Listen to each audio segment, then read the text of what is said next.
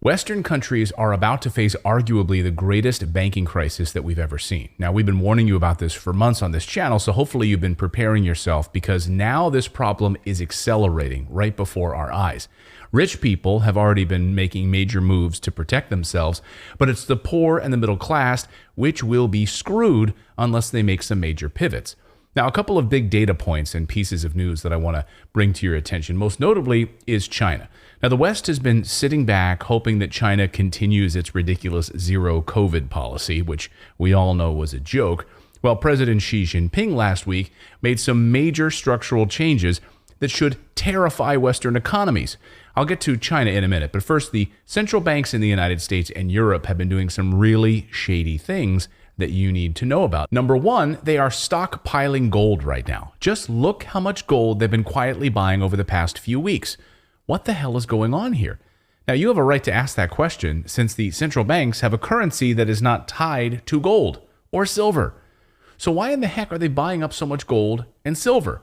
The United States Federal Reserve is openly hostile towards gold. Alan Greenspan famously loved gold, but then when he became Federal Reserve Chairman, he couldn't talk about gold anymore because the United States dollar is not tied to gold. And then he left the Federal Reserve chairmanship, and then he suddenly started talking about gold again. Look, remember what we're looking at. Gold is a currency. It is still, by all evidences, the premier currency where no fiat currency, including the dollar, can match it. Isn't that amazing how that happens? They can start telling the truth when they're no longer in power anymore. Many of the largest gold transactions over the past few weeks have come from central banks. Guys, it's happening right before our eyes. They're not buying gold just for their health. Well, actually, they are kind of actually buying it for their health if you think about it, but they won't admit it.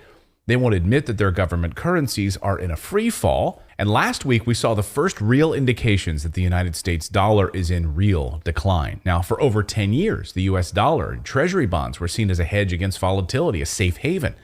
But with the good CPI numbers and lower yields now for bonds, investors start running back to gold and silver over the last week, away from the US dollar after 10 years.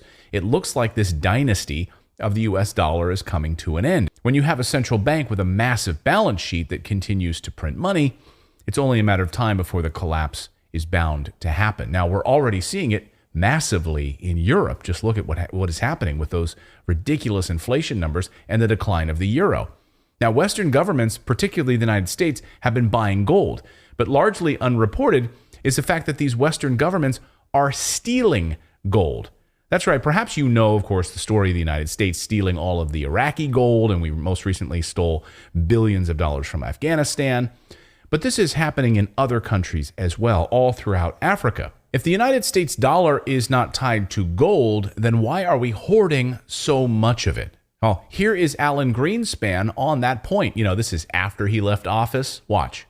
Well, you know what's interesting is gold is still significant. I ask myself if it's a relic of a long history, why is there $1 trillion held in gold by the world's central banks, plus the IMF and all of the other financial institutions? If it's worthless and meaningless, why is everybody still holding it? Trillions in gold. Why? Well, the answer could be simple. We're scared of it. The bottom line, it's a threat to Western central banks. We are terrified of gold. It's been a stable currency since the Roman Empire tied their currency to gold.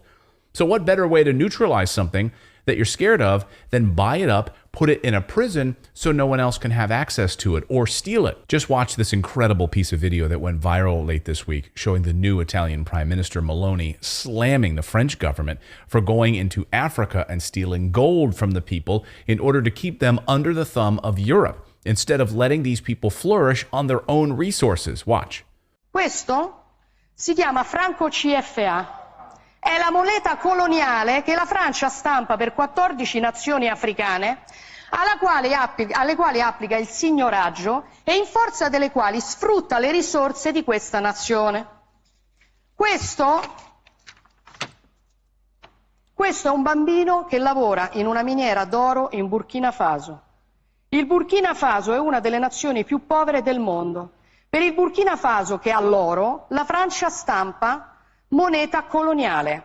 In cambio pretende che finiscano nelle casse del tesoro francese il 50% di tutto quello che il Burkina Faso esporta. L'oro che questo bambino si infila in un cunicolo per tirare fuori finisce per lo più nelle casse dello Stato francese. Allora la soluzione non è prendere gli africani e spostarli in Europa, la soluzione è liberare l'Africa da certi europei che la sfruttano e consentire a queste persone di vivere di quello che hanno. So the West is stealing Africa's gold. And if that wasn't bad enough, the billionaires at the World Economic Forum this week are now ordering Africa to pay $2.8 trillion to meet its obligations under the Paris Agreement to minimize greenhouse gas emissions. Way to keep your thumb on Africa so they can never climb out beneath the oppression of Europe and the United States. But someone who is not only climbing out from beneath Western power, but is about to surpass Western power is China and the other BRICS nations. Now, it was fully on display this week at the G20. I really think we saw a major shift at the G20 this week because Russia announced that over a dozen countries have now applied for membership to join the BRICS nations, the BRICS nations being Brazil, Russia, India, China, and South Africa, who have a currency now that is backed by gold. Iran, Argentina, and Algeria have formally applied. Iran, alongside Russia, India, and China, is already part of the Eurasian Quad, which is very strong. Turkey, Saudi Arabia, Egypt, Afghanistan are extremely interested in becoming members. They are mineral rich. Indonesia just applied in Bali this week. And then there's the next wave, Kazakhstan, the United Arab Emirates, Thailand possibly applying this week in Bangkok, Nigeria, Senegal, Nicaragua. If these nations join BRICS, that would represent roughly 45% of the confirmed global oil reserves and over 60% of confirmed natural gas reserves. That combined GDP in today's figures would be roughly 29 trillion. That's much larger than the United States at 23 trillion and at least double the EU at 14 trillion, which is falling very fast in the EU. So that means BRICS nations will increasingly be using the Chinese banking infrastructure instead of the US-led IMF and the World Bank. A major shift, guys. They're going to use gold while the United States uses debt. That's right. This is huge.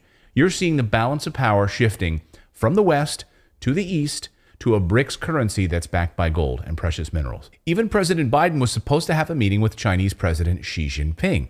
And the Chinese said, no, you're going to come to our location. We're not going to your hotel. So President Biden, with his tail between his legs, went over to the Chinese delegation hotel, had a 3.5-hour meeting with China. And China asked for a number of things, and the United States said okay to all of them. And guys, I've just been looking at a lot of the analyst data on China over the past week or so, and it is staggering to see their change and their outlook for China. What they're seeing is massive growth over the next year. So those are the news items that I wanted to bring you. Now I want to tell you about a sponsor for today's video, which is a gold producer that I've been incredibly bullish on for a long time now. You've heard me talk about them before. They are Gold Mining Incorporated. Their stock is up over 3% in the last 5 days. As it's becoming increasingly clear, the rush towards gold is heating up and the US dollar is starting its slow march to death. Right now, their stock is 95 cents a share, but there's an analyst price target of over $6 a share. And that's where analysts see this stock going as the demand for gold continues to rise. Now, let me tell you why this company is a game changer and why I'm such a big fan of them. Gold Mining Inc. is a company that is actively bringing gold out of the ground at an incredible pace because of the demand right now. But what's crazy about this company that you can invest in right now, and here's their stock ticker on the screen, it's GLDG. They're on the New York Stock Exchange, so they're one of the big boys. What's crazy is their secret catalyst that only smart investors researching Gold Mining Inc.'s stock know of, and it's at the company's cash and marketable security holdings. So they own over 20 million shares of GROY, G-R-O-Y, now, which is a company I told you about a couple of weeks ago here on the show. That's a very fast-growing gold royalty corporation in the stock market. So not only is Gold Mining Inc. actively sourcing gold in a variety of projects from Brazil, America, Canada, Peru, and more, but they are shareholders in GROY, a gold royalty juggernaut that makes money off of other mining companies.